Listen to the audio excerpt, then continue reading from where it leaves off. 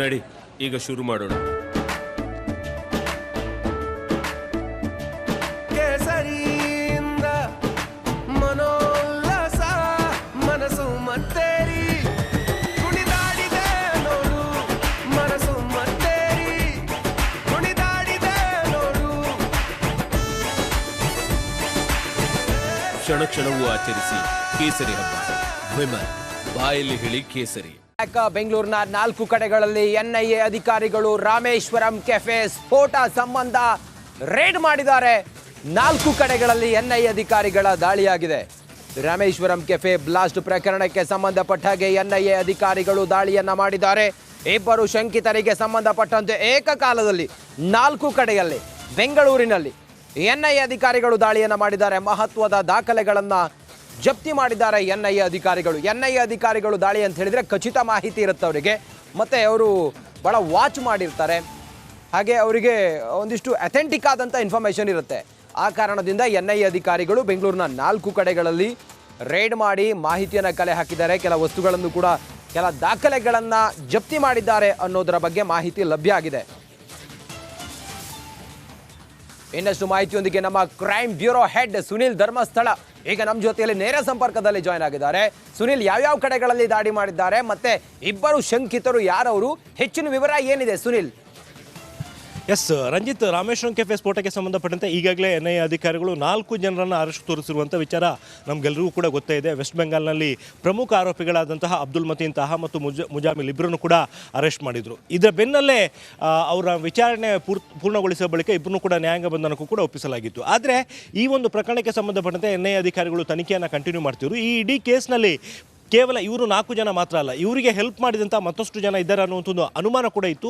ಈ ಹಿನ್ನೆಲೆಯಲ್ಲಿ ಮತ್ತಷ್ಟು ತನಿಖೆಯನ್ನು ಒಳಪಡಿಸಿದಂಥ ಸಂದರ್ಭದಲ್ಲಿ ಈ ಹಿಂದೆ ಟೆರರ್ ರಿಲೇಟೆಡ್ ಕೇಸ್ಗಳಲ್ಲಿ ಅರೆಸ್ಟ್ ಆದಂತಹ 2 ಶಂಕಿತರು ಬೆಂಗಳೂರಿನಲ್ಲಿ ಇದ್ದುಕೊಂಡು ರಾಮೇಶ್ವರಂ ಕೆಫೆ ಸ್ಫೋಟಕ್ಕೆ ಸಹಕಾರ ನೀಡಿದರು, ನೆರವನ್ನು ನೀಡಿದರು ಅನ್ನೋ ಬಗ್ಗೆ ಖಚಿತ ಮಾಹಿತಿ ಬಂದ ಆಧಾರದ ಮೇಲೆ ಇವತ್ತು ಬೆಳಗಿನ ಜಾವ ಎನ್ಐಎ ಅಧಿಕಾರಿಗಳು ಈ ಒಂದು ದಾಳಿಯನ್ನು ನಡೆಸಿರುವಂಥದ್ದು. ದಾಳಿ ಸಂದರ್ಭದಲ್ಲಿ ಹಲವು ಮಹತ್ವದ ದಾಖಲೆಗಳು ಎನ್ಐಎ ಅಧಿಕಾರಿಗಳಿಗೆ ಸಿಕ್ಕಿದೆ ಅನ್ನುವಂಥದ್ದು ವಿಚಾರ ಕೂಡ ಸದ್ಯಕ್ಕೆ ಗೊತ್ತಾಗಿದೆ. ಆದರೆ ಅವರ ಹೆಸರುಗಳಾಗಲಿ ಮತ್ತು ಅವರ ಇನ್ವಾಲ್ವ್ಮೆಂಟ್ ಯಾವ ಮಟ್ಟಕ್ಕೆ ಈ ಒಂದು ಕೇಸ್ನಲ್ಲಿ ಇದೆ ಅನ್ನುವಂಥದ್ರ ಬಗ್ಗೆ ಇನ್ನಷ್ಟೇ ಅಧಿಕೃತವಾಗಿ ಗೊತ್ತಾಗಬೇಕಾಗಿದೆ. ರಂಜಿತ್,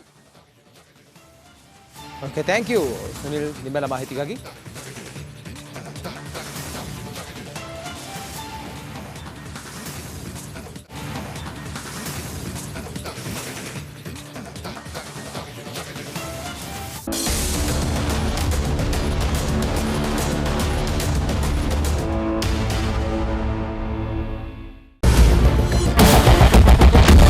ಕ್ಯಾಪ್ಟನ್ ಅರ್ಜುನ್ ಕೊಂದಿದ್ದು ಯಾರು? ಅವ್ರ ನರೇಟಿವ್ ಎಲ್ಲಿ ತಂದಿಟ್ಟಿದ್ದಾರೆ ಅಂತಂದ್ರೆ ಸಂಪತ್ತನ್ನ ಹಂಚಿಬಿಡೋದು ಅಂತ. ಇದು ಸ್ಟುಡಿಯೋ ಟಿಪ್ಪು ಜಯಂತಿ ಮಾಡಕ್ಕೆ ಅವ್ರಿಗೆ ಖಂಡಿಸಿದ್ರು. Very nice, very nice. ಯಾರು ತಪ್ಪು ಮಾಡಿರೋದಿಲ್ಲಿ? ಓಲೈಕೆ ಹೇಳಿಕೆ ಇದು ಅಂತ ಹೇಳಿ ಯಾಕೆ ಪರಿಗಣಿಸಬಾರದು? ಇದು ಫೋಟೋ ಎಲ್ಲರಿಗೂ ಒಂದು ಟೈಮ್.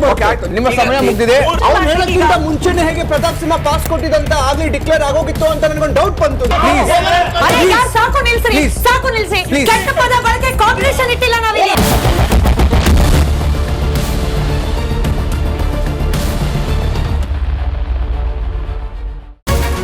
ರಿಪಬ್ಲಿಕ್ ವರ್ಡ್ ಆಪ್ ಇದು ಕೇವಲ ಅಪ್ಲಿಕೇಶನ್ ಅಲ್ಲ, ಸಮಗ್ರ ಸುದ್ದಿಗಳ ಸಂಪರ್ಕ ಮಾರ್ಗಕ್ಕೆ ಕ್ರಾಂತಿಕಾರಿ ಬದಲಾವಣೆ.